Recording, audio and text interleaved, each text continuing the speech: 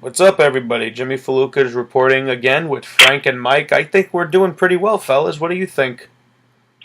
Pretty good. I have to say, this is one of my more fun episodes that I've had with you guys in a while. The next and the final. What are you saying, Jimmy? We're not fun? Is that what you're saying? That is not what I'm trying to say. What I'm saying is I'm having more fun than usual, Michael. Is what I'm saying. I'm having more fun than usual. I think. Listen, just for you, Mike, I wore the Hulkamania T-shirt. Just for you. Are you gonna rip it off at the end of the show? No, I don't think the audience wants to see my ugly, hairy chest. That's funny. That's funny. Yeah, I think we need to do a live show, the three of us together, maybe for Survivor Series. Would you guys be up for that? Yeah, but you might get spine busted. Well, I'll tell you what, Mike. You try to spine bust me, I just may have to drop you on your head with a tombstone. That's right. The best finishing maneuver of all time, by the by. Yeah, but you said you were gonna, but you should have put trying to get there. Okay, we'll try to get there, and Frank will just sit there and say, "Look at these two idiots." They don't call Mike the Machine for no reason. Yeah, Thank you, Frank. I know. Let this guy know. So I'll tell you something. They call him the Machine, but what is he? Is he just the Machine, or is he the world's largest love machine? Well, it depends. It depends. Maybe we give him a glass of wine, he'll turn into the love machine, right, Mike? Don't worry, I got some homemade wine. We got a garden in the backyard. I'll crush the grapes and we'll get some homemade wine going. Nice. Like something like Marlon Brando and the Godfather.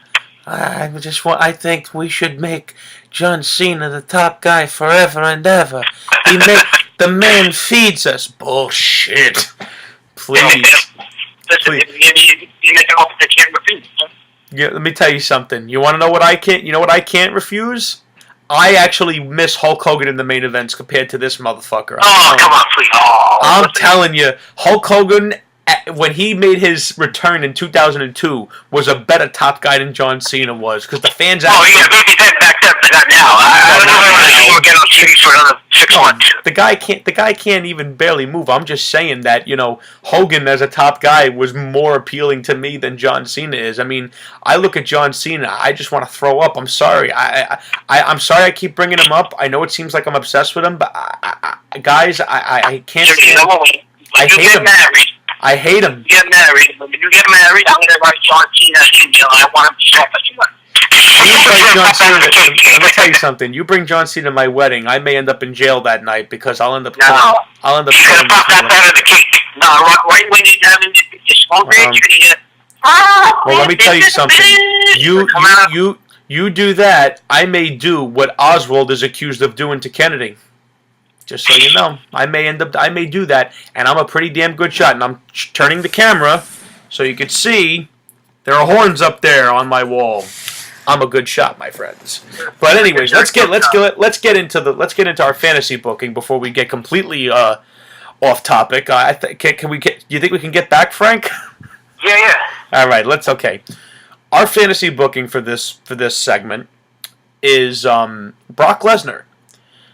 There's a lot of possibilities with Brock Lesnar because I think that the majority of us think that Brock's going to be champion until WrestleMania. What do you guys think? Well, let's hope he gets to the next pay-per-view. He will. He ain't losing to John Cena after the way he whipped his ass at SummerSlam. It ain't happening. We might see the old school John Cena.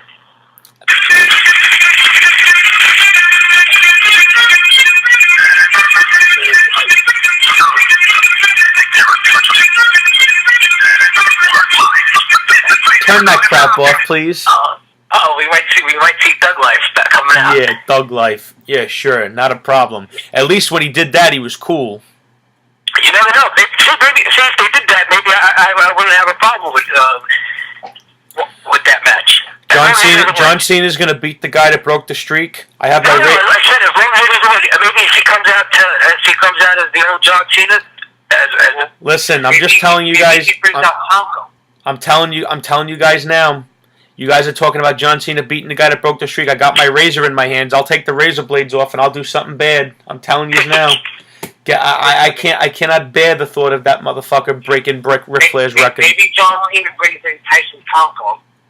Yeah, the problem solver. See, the problem is John Cena's got a problem that only he has the power to fix. He has to go to his boss and say, "Hey, boss, they don't like me, so let's do something different." You know, Goffin. Oh, Vince McMahon. What is this word? Different. The merchandise sales to go down, John. Please. The way I see it is this: if his merchandise sales are so solid, it won't matter what they do with them. They're afraid. The WWE lost their... I just got a brand new T-shirt. Yeah, I got a brand new T-shirt too. It says John Cena 316 says I'm not half of what the Undertaker is. Oh boy, there he goes. Damn right, here I go. Please. There he goes. The Undertaker in his prime would make John Cena look like a little bitch. And so would Ric Flair. Ric Flair would wrestle circles around that motherfucker. Back in the NWA days. Ric Flair at his best, come on, Mike, tell the truth. The Nature Boy would make John Cena look like he didn't belong in there. I'm not sticking up for John Cena. We all know he stinks. No, I think he can wrestle. It's just his character. I think that John Cena, the actual person and the actual athlete, is really, really good. It's just his character, the way they book him. Well, that's what I mean. I mean, the whole. I'm looking at him as like a big picture. I think the whole friggin' package of him is just absolutely ludicrous. Yeah, he's a very good job. If you put John Cena in the ring with the right person, he's fine. Listen, it's like Hulk Hogan. Hulk Hogan, in Japan and in the AWA, he actually did pull out a couple of wrestling moves. Well, let me tell you. Listen, you talk about a couple of wrestling moves. Have either of one of you seen Hogan's match with the Great Muta? Holy shit, that match was great. Yeah, that's my point. I'm saying he's got like Hulk Hogan and John Cena. Like again, going back to that match with CM Punk, John Cena held his own. He went. He did. Every move. He can do it. It's just that the way they book his character. That's what people's gripe is all about. Well, you want to know what I say to that? If that's people's gripe with it, how come they don't stop? How come they don't at least make? I think Rob Constantino was right about one thing. This past SummerSlam was the first realistic John Cena match in years. Yeah, because it didn't have the usual formula of him, getting beat up, and then all of a sudden he comes out of nowhere and gives the attitude, the five-finger knuckle shuffle, and the attitude. Five-finger knuckle shuffle, I like that. Whatever. But that was the same thing with Hulk Hogan. Hulk Hogan wrestled the same match. Yeah, but you want to know something though? When Hogan had the same match over and over again, the people believed in him. They believed in him. And I'm not talking about just a small segment of the audience. The entire fucking audience believed in Hulk Hogan. They believed in him. Yeah, but he got stale too, James. He did get stale. Come on, in 1982. Hogan. Yeah, but you want to know what though? What did Hogan do when he realized he got stale? What did he do? Yeah, but he waited 3 years to do it. And it only came because of the stars aligning and the whole Nash leaving. Well, let me tell you something. Yeah, of course, because Bischoff wanted it to be stick. Yeah, you think Hulk Hogan would have turned heel if Hulk Hogan turning Hulk Hogan turning heel if it was the NWO, right? And of course, the story goes that Sting was supposed to be the guy. Yeah, Sting. It was either supposed to be Hogan or it was supposed to be Sting. I think they went to actually. If you watch the new Monday Night War thing they have on the network, Bischoff said it was Sting. It wasn't going to be Hogan or Sting. Sting didn't want to do it. No, it was Sting, and then Hogan called Bischoff and said he wanted to do it. Well, let me tell you something. They made the right decision by having it be Hogan. And the reason the whole NWO concept worked was because Hogan was the leader. That's why. Right. Yeah, well, I heard Nash on the Roundtable said that Sting was against it. Yeah, he wasn't for it. Sting's just like John Cena. He never wants to turn heel. Yeah, but you want to know what? When Sting was a heel, it flatlined. In 1999, when Sting did turn heel, it flatlined. There are some guys that the fans don't want to boo. They don't want to boo Steve Austin. They don't want to boo The Undertaker. They don't want to boo Shawn Michaels. And they didn't want to boo Sting. The fans love hating guys that are just shoved in their faces. You know? The reason why Hogan Sting were middle guards is because the NWO was based on the invasion from WWE. And Sting wasn't a WWE guy. Hogan exactly. Mike is making absolute perfect sense because the NWO was comprised of former WWE talent. Right. And you could have the storyline saying that Hogan masterminded the whole thing. Yeah, because who was a bigger star from WWF at the time that came to WCW? Right, well, yeah, he said that in this promo. He said that he became bigger than the whole organization. That was a great promo, that Hogan. Yeah. That may have been the promo of Hogan's career. That was one of the best promos of all time. You want to know what gives me goosebumps every time I hear it? When at the beginning of that promo, and I actually found myself when I first watched it, I was like, yeah. When Hogan turned around and said, "Mean Gene, the first thing you need to do is tell these people to shut up if you want to hear what I can say." Now, I know what most people will turn around and say. If John Cena turns heel, he'll get cheered. Now, my counter for that is this. When Hogan turned heel, I was happy about it. Because I was so sick and tired of the friggin', say your prayers, eat your vitamins, train. You were happy about that? Or cried at your stage? I'm glad you cried. I want the kids to cry. I want them to know what it's like to see their hero turn into the lousiest friggin' villain of all time. But you want to know something? Frank, you know this. Who's my second favorite wrestler of all time? Daniel Bryan? No. Daniel Bryan's my fourth or fifth. Sting. My second favorite wrestler of all the times, as Santino Marella would say. Sting is my second favorite wrestler. The NWO and Hulk Hogan were up against Sting for pretty much 15 months. Hogan, I started booing Hulk Hogan, as a kid, pretty much after he beat the Macho Man, when I first saw the tapes when he beat up Macho Man for the belt. Because I was a big Macho Man fan. Now, when Hogan turned heel, who did he drop the leg on? Macho Man. Right. Okay. I was happy Hogan was finally a bad guy. But then when I realized who he was beating up all the time, I was like, he's beating up the Macho Man. Come on, Macho Man. Oh, now he's going to beat up the heroes. Exactly. So you want to know something? Him doing it to the Macho Man and Sting was perfect because he was doing it to people that the crowd loved. So, like Frank has said many times, if they ever do grow a set big enough, or as Vince would say, if they ever grow a set of grapefruits big enough to pull this off, who should John Cena turn heel on? It should be Daniel Bryan, no doubt. The guy's the most. I think Daniel Bryan should just stay home. Michael, I hate to tell you, Michael, I hate to inform you of this fact, sir, but the King of Kings was dethroned by a 5'8", 200-pound sawed-off midget who could wrestle 10 times better than Triple H ever could. Well, okay, let's just say Daniel Bryan. Let's say they Cena heel tomorrow, next month. Who does he go up against? Who are the heroes of the WWE? Roman Reigns is one guy you could do it to, but I don't think it would have the same impact because Roman Reigns isn't beloved by the audience. Cena needs a faction like the NWO. No, Cena could be an island unto himself. But you want to know who you could put him with? Put him with the fucking Authority. No, that would definitely. Have them be like, listen, he is our face of the company.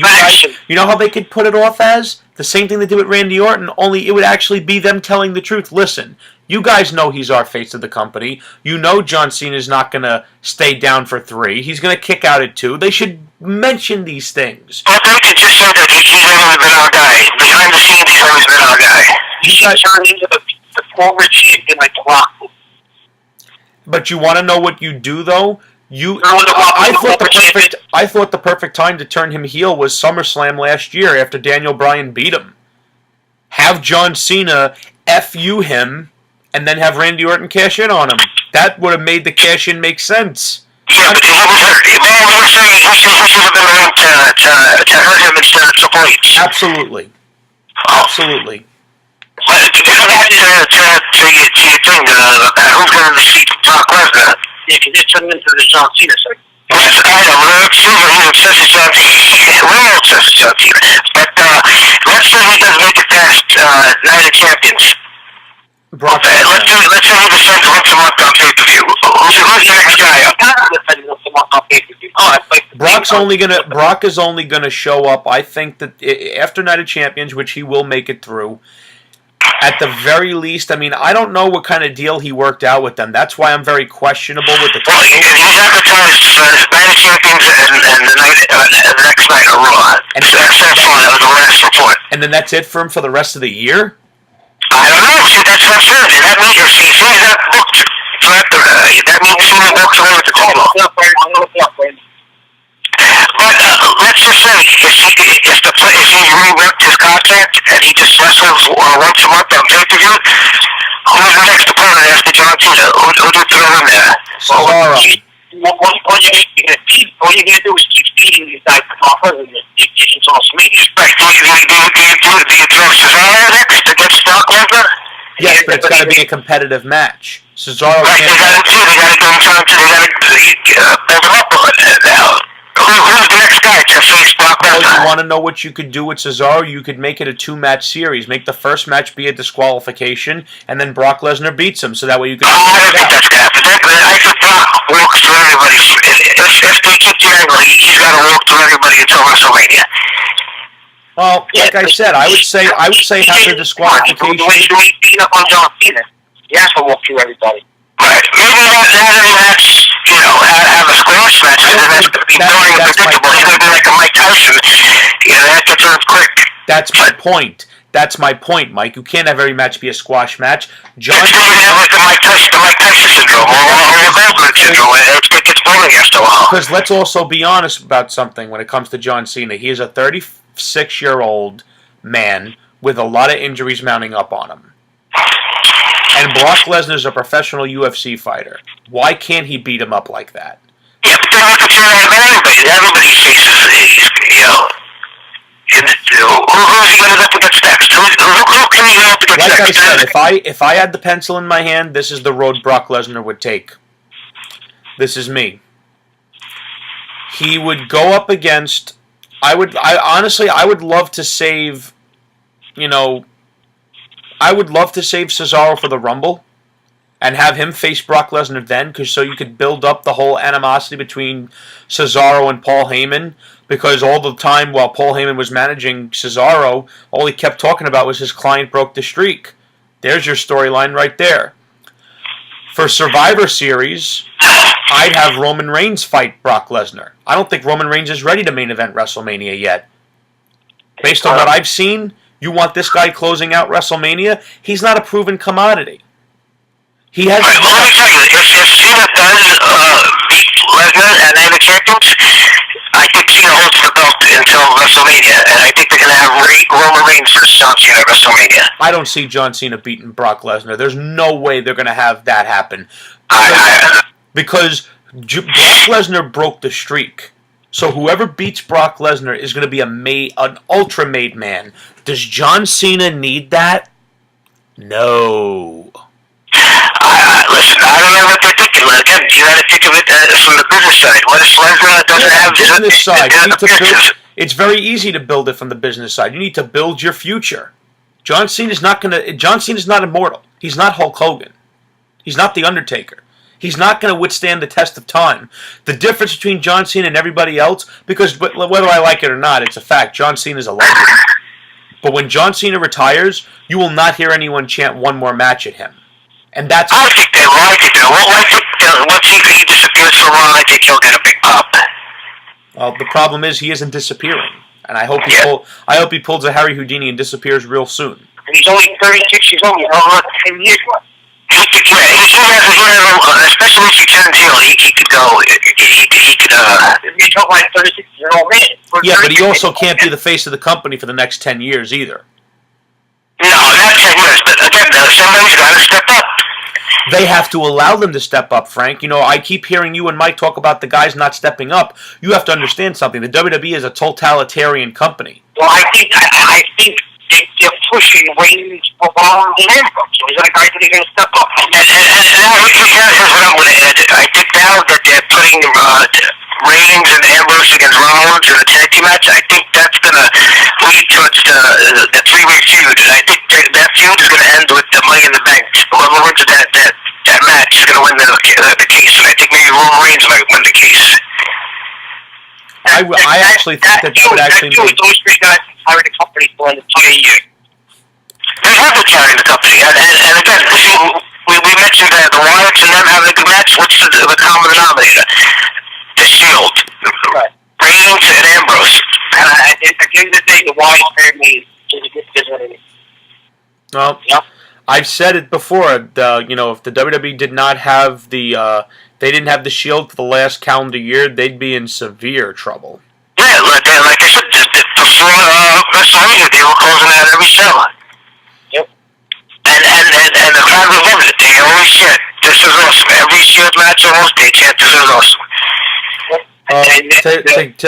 To get back on track, this is my Brock Lesnar scenario. If I had my way, Bryan comes back at the Rumble, comes out at number 30, wins it, and he goes on to beat Brock. You have to have someone that is super over to beat Brock Lesnar. You cannot have someone where there's just a little smattering of applause when they come out. Because you're going to have to do it. You're going to have to do it where I would have it be a no-holds-barred match. So that way Bryan can beat Brock not just with his fists, but have it be a competitive, extreme style of a match like Austin versus The Rock at WrestleMania 17. Have it be like that.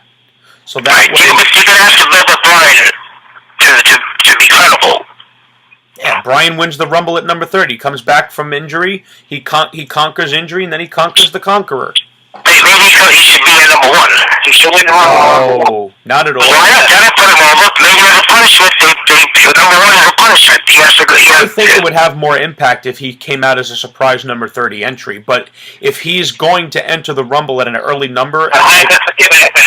How is that making Daniel Bryan look more ferocious? Right, that'll make him look lucky. He wants not going to be beating 30 guys, it's beating 7 guys that are in there. Right, they can hit him, first of all, they advertise him for Royal Rumble, and also they can use it as a punishment, because number 1 hardly ever wins. So you'd have Daniel Bryan win the Rumble at number 1? If you want to make him... Daniel Bryan's the only choice. He's the only guy over enough to beat Brock Lesnar. Well, that's what you do. You advertise him for Royal Rumble, and he's going to come and enter the Royal Rumble, and the authority, as a punishment, makes him the number 1 entrance. And that's stacking the odds against him. And then you win. And then you want to know how you keep Bryan hot? You know how you keep Bryan hot? You have him and Triple H have a rematch at Extreme Rules against each other. But this time, what I would do, and maybe I'm just being selfish here, I say put Daniel Bryan and Triple H inside Hell in a Cell. You can do that, but... Why not? Put them in the cell. Yeah. If you can have Hell in a Cell at an elimination chamber... That you know what? I just realized that. Holy shit. Or... They're going to put him in an elimination chamber match, and he... See, because I don't want Bryan to. I don't want it to seem like Bryan's beating everybody, like beating 5 other guys in the chamber. Well, he has to. If you want to build him up to be credible. Well, I think he should have. Like I said, I think he should have some sort of a match with Triple H to stand to when because have Triple H try to stand in his way, and you could even hint that Brock Lesnar and Triple H are having issues, so Triple H feels he has to get rid of Brock Lesnar himself, so he puts himself in a situation to take on Daniel Bryan, but Bryan says, I earned the title shot, I'm going to WrestleMania, so Triple H could try to mosey his way in, but then Bryan kicks his head off and beats him. Right. Or you could do where him winning the Royal Rumble, they take that away and say, now you have to win the Elimination Chamber match. That would actually make 0 sense, but okay. They've done it before. They've done it before. No, they haven't. They screwed somebody, I think, a couple years ago. They took away the Royal Rumble win, and they said now you have to win the elimination chamber. But that was good. Don't you see that's stacking the odds against everybody. He keeps overcoming, and that's how you build them up. Yeah, I can't wait for another Daniel Bryan push.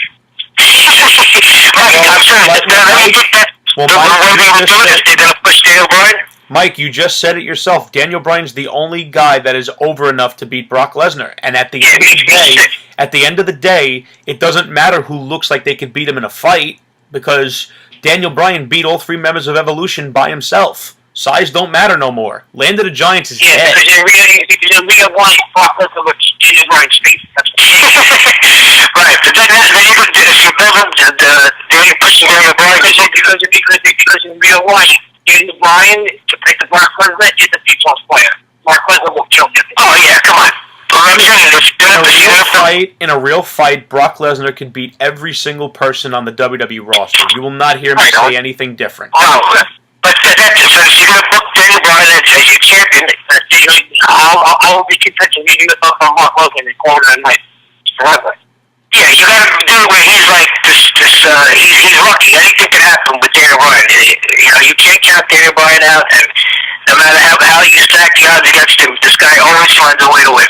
That's just like John Cena. Yeah, see, there you go. Only Daniel Bryan's, a little guy. Right, 100%. And for some reason, people just get like people don't understand, right? Is that Daniel Bryan, and I think it's phenomenal in the face. It's a product of the WWE. They turned in it, they created all of it, right? And then they shoved in the Bryan down your throat. And then yes, the WWE created him, but they only wanted to take him to a certain point. The WWE audience then turned around and say, no, this guy's going to keep going further. And now they're going to, and they strategically got briefed on total defense. What do you mean they wasn't their plan? Oh, come on. They did not have the plan.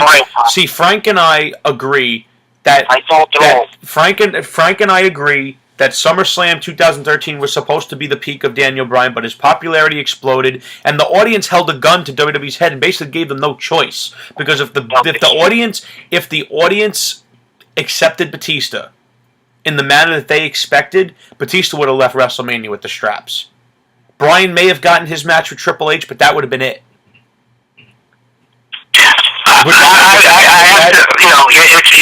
It's weird because you look at it. What was the pay-per-view before Royal Rumble? TLC. Yeah, Bryan was. Yeah, that's where Randy Orton and John Cena sorted out. That match got booed out of the building. It did. And then they left Bryan off the Rumble match. He lost to Bray Wyatt. So look at that. They were really booking him to. They booked him like shit in the entire. Mike is trying to hint. Was that intentional? I don't understand. Right? Give me the reason why they were taking former world champion. Okay? Not put him in the Royal Rumble and not have it 16 knowing the fans are going to snap out. Right? And then keep him in the hole right after 50. Yeah, we're going to keep you the company. That makes no sense. Right. He's trying to say that it was too intentional almost. It was too obvious. Like, they were trying to piss off the fans. At the end of the day, they gave this guy the WrestleMania moment. Oh, an all-time moment. That was... They gave him the face of the company, and Daniel Bryan, right, for the 3,000th time, is a company guy. Well, I think that's probably one of Daniel Bryan's biggest flaws is that he doesn't know when to say no.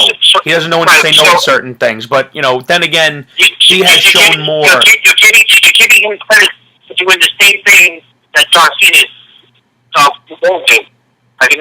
Wait, John Cena is doing the same exact thing that Prince Public do. Right?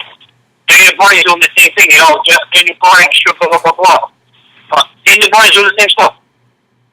There's if you go watch WrestleMania, look at the end.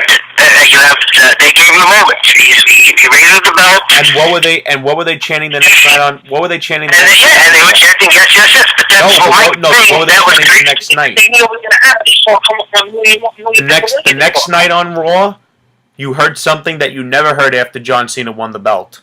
You deserve it. That's from a crowd that was exhaustingly waiting for the payoff. It was an exhausting. It was an exhausting road. Right, because it was a purpose storyline. Yeah, Steve, so Mike is saying that this is the reality era. You see how much black WC, that internet, this smart muscly people get old. People come down and all the time. People post stuff on the internet about them all the time. The WWE played into that with this storyline. I suppose. Listen, anything is possible in pro wrestling. I'm not saying it's an absolute. I just don't think that from SummerSlam. Mike is saying that they manipulated the fans. I don't think that. If they were that smart, I wouldn't have anything to complain about. I think they are. I'm gonna be quite honest with you. I guess that's a discussion worth having for another time. But Jimmy, I told you one thing before WrestleMania. You were telling me I was out of my mind that people were gonna have Jimmy. There's no way Daniel Bryan's not being WrestleMania after fall. Did I not tell you that month before WrestleMania? And you told me I was young. Now they're going to screw me at every year and this and that. I said, Jimmy, there's no way. No. I think it was a done deal. I think it was a done deal after the Royal Rumble. Yeah, that planted the seed of doubt in my mind too, because I was like, wow, they're really not going to go ahead and do it. Well, what would be I don't. Nothing that they keep out in a Raw. Hope was still they didn't have him in the Royal Rumble. Hope was released. He was in that much of a doghouse, but he put out of the Royal Rumble, and then the next month he created when the WrestleMania. There's no way. But Mike, one thing is, why did they bring in Batista at that moment? Well, guys, we're gonna have to cut. We're gonna have to cut this video show. As much as I want to keep this going on the camera, we're kind of running out of time. But I had fun with you guys. I hope you had fun too. And Frank, Mike, and myself will try our best to get another video for the next pay-per-views as soon as we can. We may have to skip the next one, but we will be back. I assure you. I hope you guys enjoyed the summer, and I hope you guys enjoy your holiday weekend. Thank you guys for joining me.